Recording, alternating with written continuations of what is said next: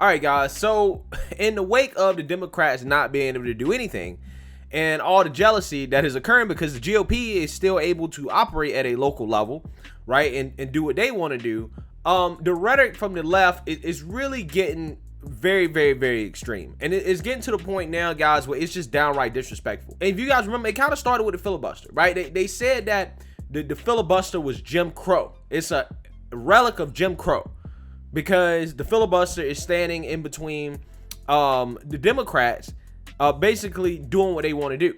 So they say it's racist. Okay, even though the filibuster's been around much longer than Jim Crow. And when it came to the GOP election laws, right, the election integrity laws they're passing, the Biden administration is now comparing that to the Civil War, right? This is like the Civil War, okay? They just slowly ratchet it up, okay? And now the Democrats have teamed up with the former Republican / rhinos, the Lincoln Project, and they've now started to compare GOP opposition to the Democrat agenda to 9/11. Take a look. And I know we're out of time, but very quickly before we go, I just want to tell you guys, as you guys are calling your senators and everybody about these two bills, this is the difference between the two bills.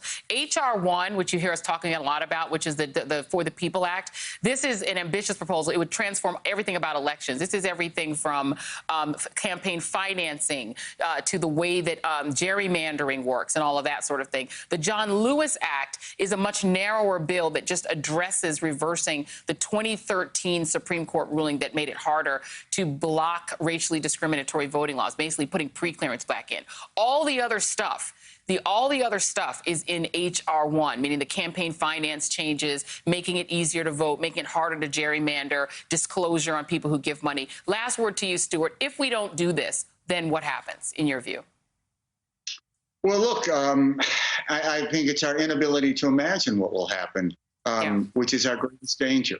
It is a replay of 9/11, and we cannot imagine what this attack on America. And we have to get out of that. We call it the American experiment because it could have failed.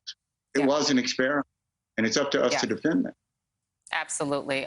Texas State Representative James Tallarico, cheers to you and all of the Texas. My friend Matthew Dowd, our friend, talked about this. He couldn't be more right. The 1/6 attack for the future of the country is a profoundly more dangerous event than the 9/11 attacks. And in the end, the 1/6 attacks are likely to kill a lot more Americans than were killed on the 9/11 attacks, which will include the casualties of the wars that lasted 20 years following it. We have had periods of political violence in this country, and I believe we're on the edge of another one, tragically. And we have to fight back against it at the ballot box.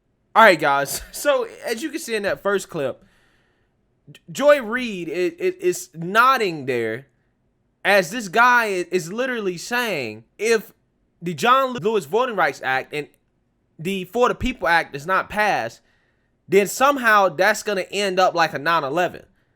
Okay, basically implying that Republicans are going to carry out some type of terrorist attack. And she's sitting there just agreeing that, like, yeah, that sounds about right. When a real journalist, whom is not a partisan hack, would stop that person and say, wait, hold on here. I know that we all want the For the People Act, that, we want this to pass, but don't you think that it's irresponsible to compare these laws not passing to 9/11, a day in which almost 3,000 Americans died, right? 3,000 Americans died, whom lost their lives in the worst terrorist attack on U.S. soil. Don't you think that's a little bit irresponsible? Don't you think that might be a little bit too much? Don't you think that's going too far? No, it's not. And for Joy Reid, she just nodded along like, yeah, no, you're right. 100% agree. Guys, and you want to know the funny part? I guarantee you, I bet everything I love that if you were to go on her show and compare January 6th to the BLM protest, she would lose her mind. She would go insane. She'd be like, "Nuh-uh, you can't do that. That's racist. They're not the same. They were fighting for racial justice." But to compare January 6th to a foreign terrorist attack that resulted in the loss of lives of about 3,000 Americans, oh no, totally legitimate. Fair game. Totally legitimate according to Joy Reid. Guys, I mean, how disrespectful is that?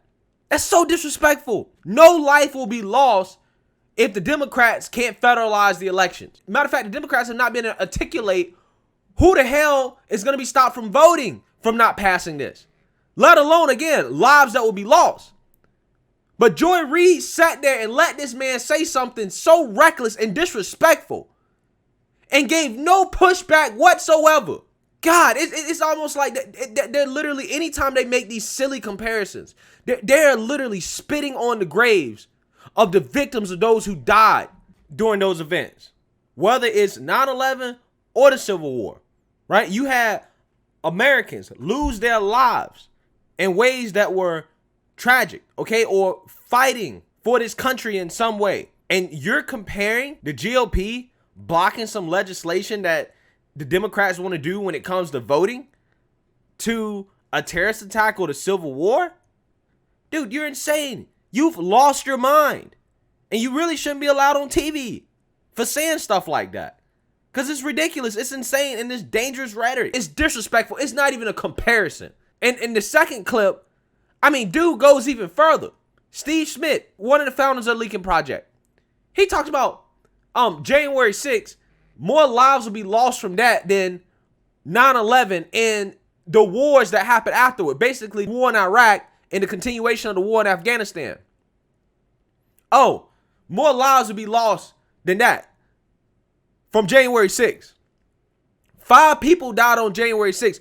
1 was shot and killed. What are you talking about? What the hell are you talking about? What are you saying? Because during the Iraq War, we lost a lot of young men and women who were serving this country first and foremost. Thousands. You have hundreds of thousands of innocent civilians who died in the Middle East, on top of those who lost their lives in 9/11. So you mean to tell me that we could lose hundreds of thousands of lives from what happened on January 6th? How does that make sense? Where the hell do these people get this stuff from? And I think most people would agree that, yeah, January 6th is nothing to be proud of. What happened that day is nothing to be proud of whatsoever. Okay? I've talked about that in detail. But nobody in their right mind, no sane person would compare that to 9/11. Because it's downright disrespectful, and it's not even a comparison, period. Especially when you're talking about how many lives will be lost because of that event. Dude, you need to go lay in somebody's psychiatric hospital and get examined. I'm serious. And these are the same people that want to talk about Fox News. Oh, Fox News, all they do is fearmonger to white people. They just make money off of fear. How is this not making money off of fear? I have not seen Fox News compare anything that the Democrats want to do to 9/11. I've never seen them do that. They may say it's socialism. They might say it's communism. They might say all types of stuff. But they never go so low as to compare anything that the Democrats want to do to the worst terror attack that ever happened in U.S. history. They never do that. Now, they might compare it to some other events in which people have lost their lives that may have happened in other countries, different time periods, but again, I just haven't heard the 9/11 one yet. Okay, somebody correct me if I'm wrong. And if they have done that, then that's wrong as well. But comparing the Democrat election agenda and January 6th to 9/11 is absolutely insane. It's irresponsible. But according to them, only the right-wing media pushes fear, right? That's just a right-wing thing. The right is built off of fear of the left. When, again, all I've heard since January 6th, matter of fact, all I've heard really since Trump, okay, it has been fear. Okay, they said that Trump was some type of Russian agent, Manchurian candidate, that Trump is going to be a loose cannon with the nuclear codes, that Trump is a fascist, even though he had plenty of opportunities to be a fascist if he wanted to be one, he didn't do it. All I hear is fear, fear, fear from the left. Fear of white people trying to scare minorities or so-called minorities into voting for Democrats. That's all I hear. And now we're hearing 9/11 comparisons for the January 6th protests. And we're hearing 9/11 comparisons for the Democrats voting bills. So it just seems to me that anything that's in opposition to the Democrat agenda is the worst thing in history.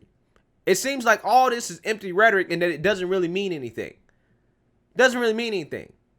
And this is why the leftist / liberal media has no credibility whatsoever. This is why Joy Reid's ratings are in the tank. This is why CNN's ratings are in the tank. Nobody takes these people serious anymore. It's a shame that Joy Reid sat there and nodded in agreement and did not give any pushback to that asinine claim, when she should have pushed back on that and said, hold on, now we don't need to be making these type of comparisons. But she'll sit here and act like she's above the fray. Like, oh, she's above the right-wing media. When, again, she's a fearmonger just like everybody else is, right? If that's what you want to call everybody a fearmonger, she's number one. She's fearmonger number one. Because all she does every single night is spread fear of the GOP and white people to the very few viewers that she has left. And she has no facts and evidence to back up anything she says ever.